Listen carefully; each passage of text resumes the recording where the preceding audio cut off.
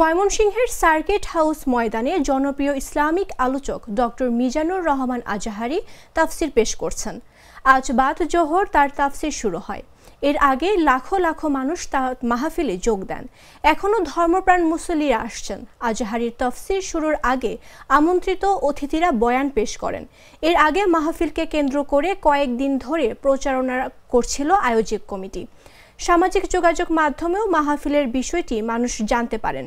কয়েকদিনের চেষ্টায় শুক্রবার বিকেলে মাহফিলের সব ধরনের প্রস্তুতি শেষ হয়। এদিন রাতে মানুষের ঢল নামে। সকাল হওয়ার সঙ্গে সঙ্গে ধর্মপ্রাণ মুসল্লিদের উপস্থিতি আরও বাড়তে থাকে।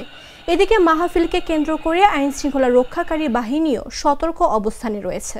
তারা মাহফিলের স্থান সহ শহরের বিভিন্ন পয়েন্টে নজরদারি বাড়িয়েছেন।